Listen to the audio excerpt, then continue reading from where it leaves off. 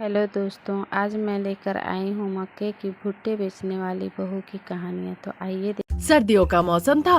गांव में चारों तरफ अंधेरा छाया हुआ था। बहुरानी अनामिका बस स्टैंड के पास आग जला के वहाँ पे वो मकई बेचा करती थी। ठेले में जो आग जलती थी उसी आग को सेक कर गर्माहट महसूस करती थी उसकी बेटियाँ, बड़ी बेटी भाव्या और छोटी बेटी श्रीलता।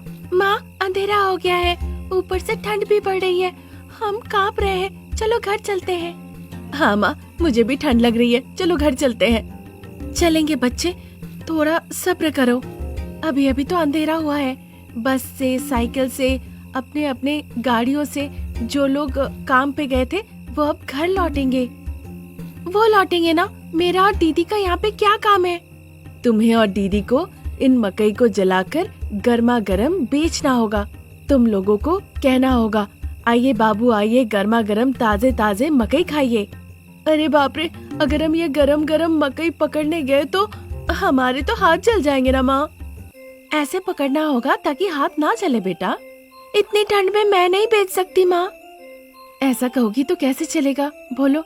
गरीब बच्चे बेच रहे हैं, ये देखकर लोग आके तुम्हारे पास खरीदेंगे। उन लोगों को तुम पे दया आएगी। कुछ लोग सोचेंगे ठंड का मौसम है तो गर्मा गर्म मकई खा ले। उसके ऊपर अगर हम मकई बेचते हैं तो फिर हमें भूखा नहीं रहना पड़ेगा ना। इसके बाद अनामिका की दोनों बेटियां मकई बेचने लगती है। अब चूंकि कुछ करने को नहीं था, इसीलिए भाव्या और श्रीलता दोनों हाथ में मकई पकड़ के ठंड में कांपते हुए कहने लगती है, आइए बाबू आइए, गर्मा गर्म मकई सिर्फ 10 रुपए में खाइए, आइए बाबू लेकर जाइए। ऐसा कहकर भाव्या बेचने लगती है, पर श्रीलता ठंड में कांपते हुए दोनों हाथ में 2 मकई लेके रास्ते पे खड़ी रही ताकि लोग उसे देख सके। तभी भाव्या कहती है, बहन, अगर तुम ऐसे खड़ी रहोगी तो कैसे चलेगा? लोगों को पता चलना चाहिए ना कि हम यहाँ पे मकई बेच रहे हैं। इसीलिए चिल्ला के कहो कि लोगों को पता चले हम यहाँ पे मकई बेच रहे हैं। इस तरह से कहती है।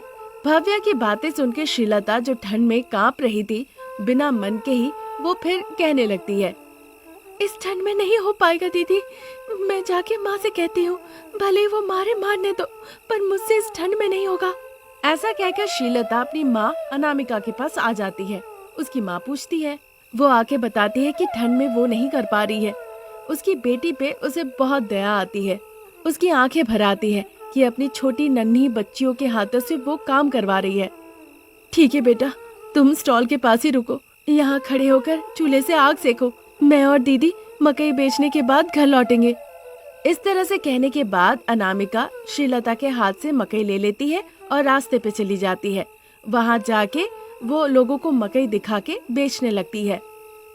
गर्मा गर्म मकई बाबू, सिर्फ 10 रुपए में, आइए बाबू आइए। ऐसा कह के अनामिका बेचने लगती है। तभी एक ट्रैवल बस आके वहाँ पे रुकती है। उस बस को देखते ही अनामिका जल्दी से वहाँ चली जाती है। वहाँ ग्राहकों को देखकर अनामिका कहने लगती है, दीदी भैया, मकई ले लीजिए, गर्मा गर्म मकई है, मात्र 10 रुपए में मिलेंगे। ऐसा कहकर वो मकई बेचने लगती है। बस में ही बैठी एक महिला अनामिका से मकई खरीदती है। अनामिका बहुत खुश होती है इस बात से कि उसे 20 रुपए मिलेंगे। अचानक से बस की इंजन शुरू हो जाती है। अनामिका परेशान हो जाती है, मैडम जल्दी पैसे दीजिए, बस स्टार्ट हो चुकी है, 20 रुपए दे दीजिए। इस तरह दुखी होकर कहती है और बस के साथ साथ वो भागने लगती है। बस में बैठी महिला भी परेशान हो जाती है। वो अनामिका को पैसे देने वाली ही होती है कि पैसे हवा में उड़ के बाहर चली जाती है। भव्या ये पूरी कहानी देख रही थी। लंबी सांस लेते हुए अनामिका उस पैसे को आकर उठा लेती है। तभी अचानक एक कार बहुत गति से आती है और वहाँ आके रुक जाती है। ये देखकर भावना सहम जाती है। फिर अनामिका पैसे लेकर भाव्या के पास जाती है।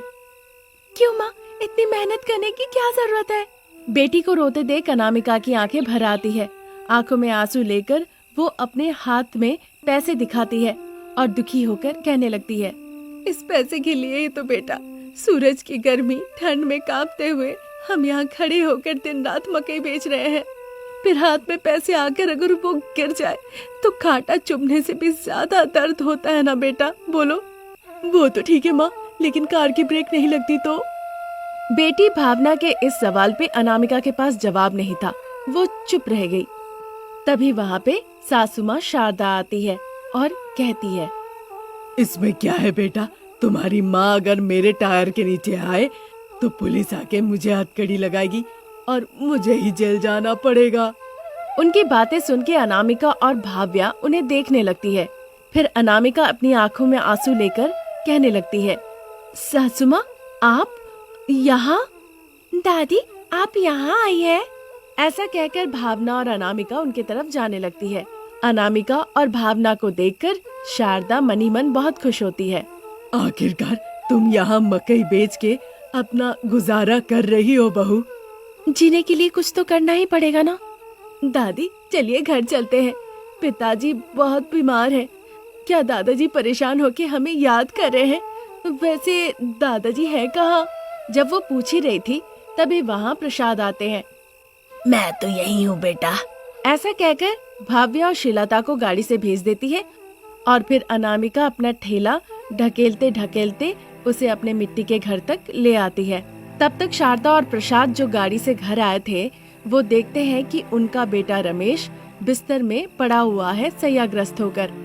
माफ कर दो बेटा, मुरली जो हमारे यहाँ काम करता था उसने पैसे चोरी किया था। हमें अब पता चला, पर मैंने अनामिका को चोर समझ के घर से निकाल दिया था। पर तुम हमेशा सच्चाई के साथ खड़े रहे बेटा। मैंने जो गलती की थी उसके लिए तुम सजा भुगत रहे हो। घर लौट चलो बेटा। अब जाके तुम्हें सच पता चला है, ये जानकर मुझे बहुत खुशी हुई माँ। पर हम उस घर में लौट के कभी नहीं जा सकते माँ। कभी भी मन किया तो तुम आकर हमें देख के जाना। इस तरह कह के शारदा और प्रसाद वहाँ से चले गए। शारदा और अनामिका एक दूसरे के घर कभी कभार आना जाना करते थे।